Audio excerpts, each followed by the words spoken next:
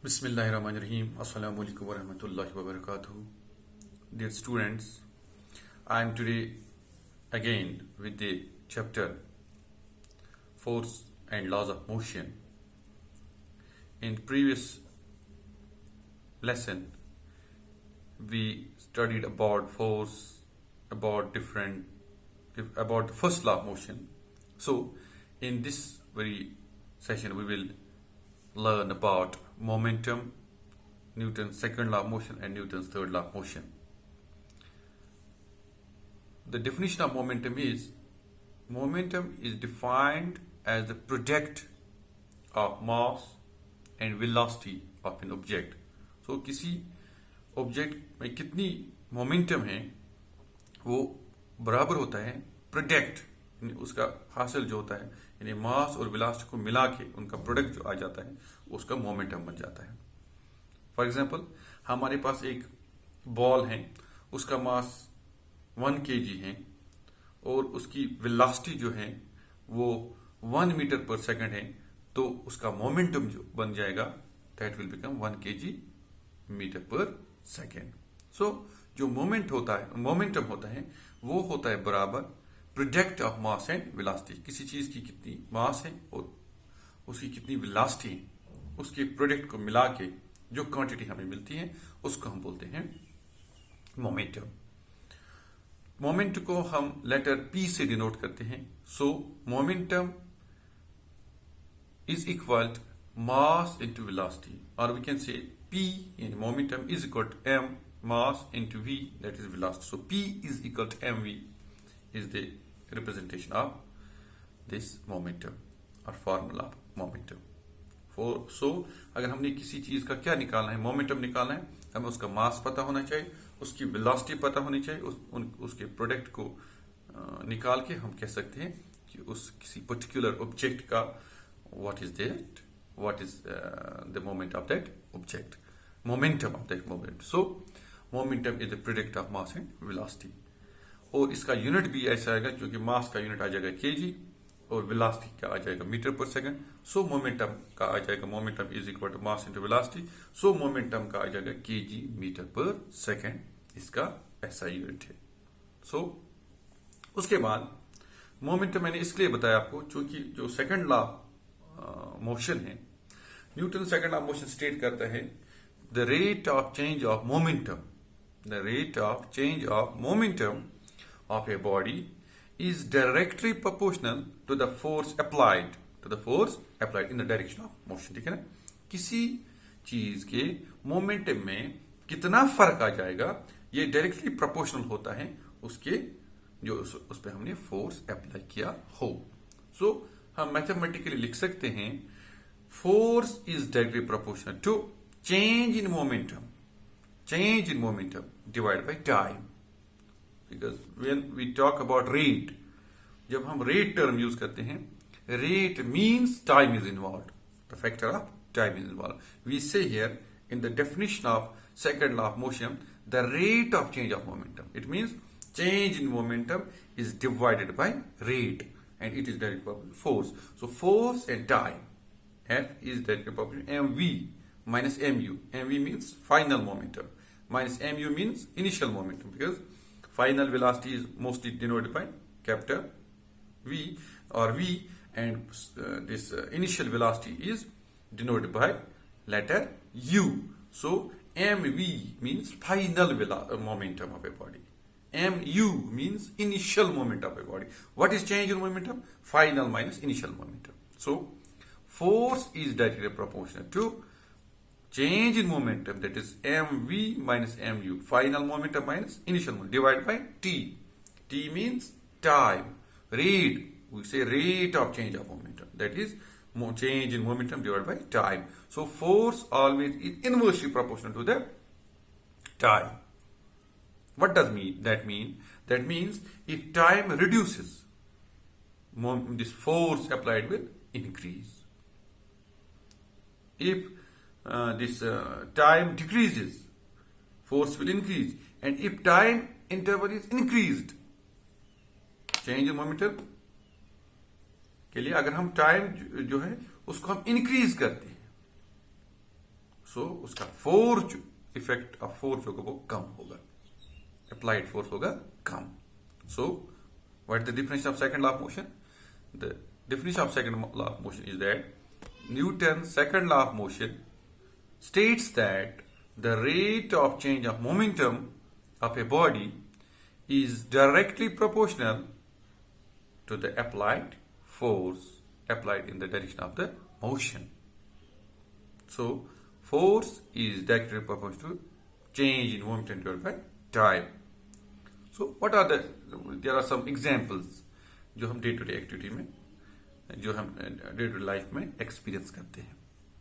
जैसे हम क्रिकेट खेलते हैं, किसी क्रिकेटर, किसी बैट्समैन ने शॉट खेला, वो हवा में चला गया वो शॉट, दैट मीन्स वो कैच, वो पकड़ सकता है इसको. जब वो उस बॉल को कैच करता है, that player, when a fielder tries to catch a ball, what does he do?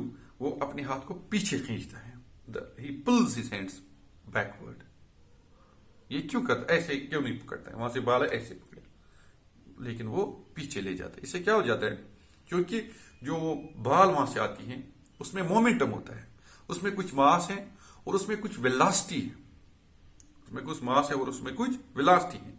So change in momentum अगर हम करेंगे डायरेक्ट फोर्स ज्यादा आ जाएगा, लेकिन हमने टाइम को थोड़ा इंक्रीज किया. जब हमने टाइम को इंक्रीज किया, क्योंकि टाइम और फोर्स जो है वो इनवर्सली प्रोपोर्शनल है एक दूसरे को. सो जब हमने टाइम को इंक्रीज किया, फोर्स कम हो जाएगा. The hands of the fielder will not get hurt, will not get injured. उसके हाथ इंजर्ड नहीं हो, इसलिए वो हाथ को पीछे खींचता है.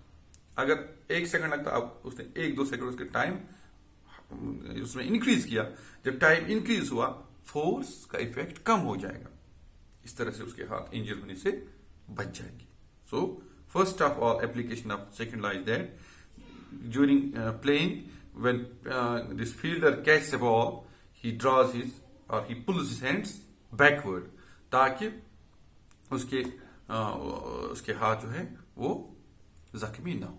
दूसरी एप्लीकेशन आपने देखा होगा कि एथलीट्स जो होते हैं, हाई जंपर जो होते हैं या लॉन्ग जंप जो करते हैं, जहां पे वो हाई जंप या लॉन्ग जंप करते हैं, वहां पे हम सैंड बेड्स बनाते हैं, वहां पे रेत डालते, 5-8 इंच या 1 फुट तक वो रेत डालते हैं नीचे, या वहां पे वो कुशन्स डाले जाते हैं, उनको डल्लो बोलते हैं, वैसे ही कुछ नरम कुशन्स डालते हैं, ताकि जब वो लॉन्ग जंपर या हाई जंपर उस पर छलांग मारे, उसके पैर जो है वो इंजर न हो जाए, जख्मी न हो जाए.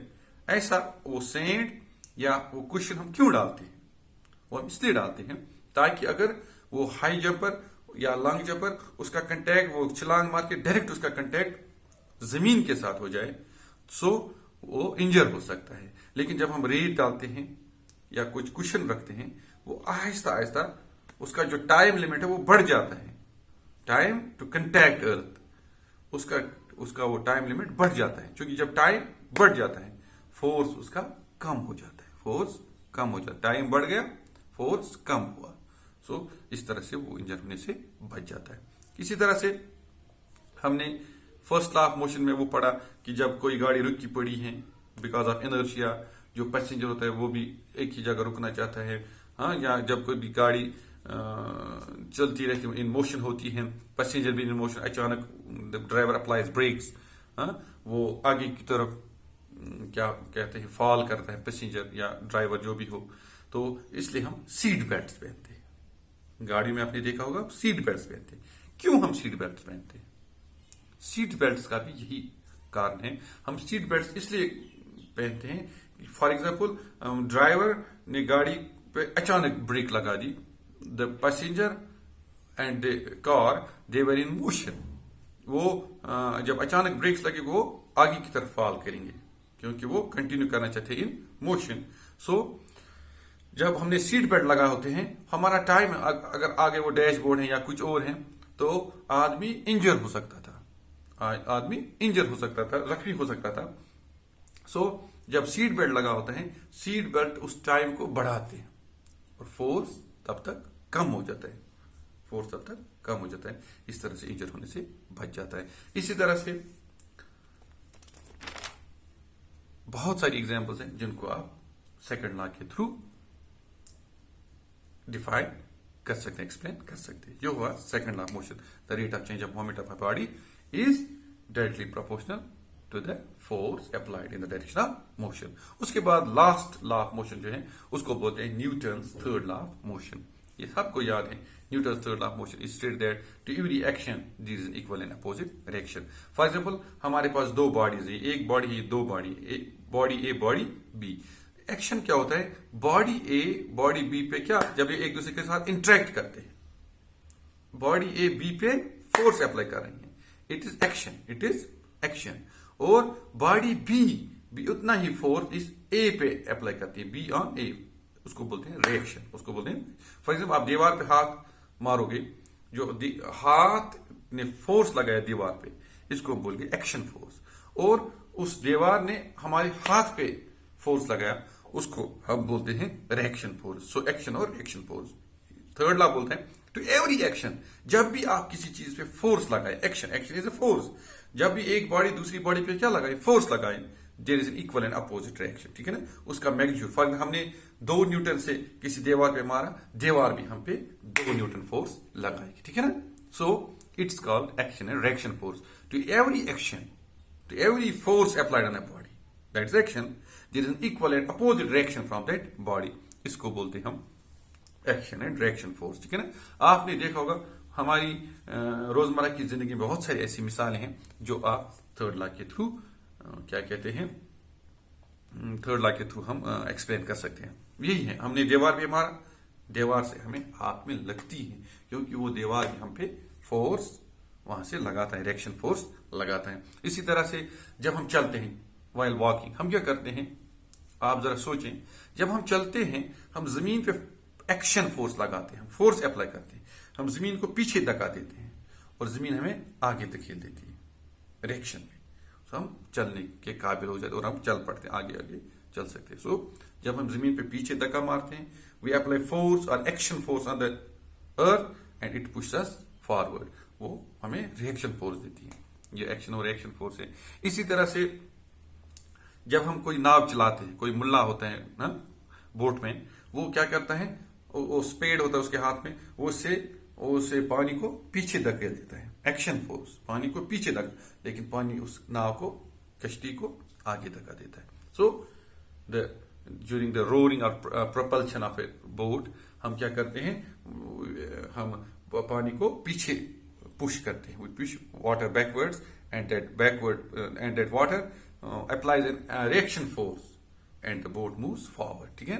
इस तरह से एक एग्जाम्पल है, रॉकेट्स आपने देखे होंगे जो हवा में जाते हैं, सो वो पीछे वो धुआं वगैरह वो गैस छोड़ जाते हैं, ठीक है ना, वो नीचे की तरफ जाता है और वो एक रिएक्शन फोर्स के तहत वो रॉकेट ऊपर की तरफ जाता है, खला में जाता है, स्पेस में जाता है, ये एक रिएक्शन फोर्स है। इसी तरह से रिकॉर्डिंग ऑफ ए गन, जब गोली आगे जाती है तो वो पीछे फोर्स देती है। पुराने जमाने वो जो गन होते थे वो यहाँ पे चलाने पड़ते थे, कंधे पे रख के, क्योंकि उसमें बहुत ज्यादा जर्क लग जाता था। सो वो एक्शन फोर्स हुआ, ये वाला पीछे वाला जो बैकवर्ड फोर्स आ जाता है वो रिएक्शन फोर्स है। So it's all about first law, second and third law motion. Hope you have understood this topics. Have nice time. Allah Hafiz.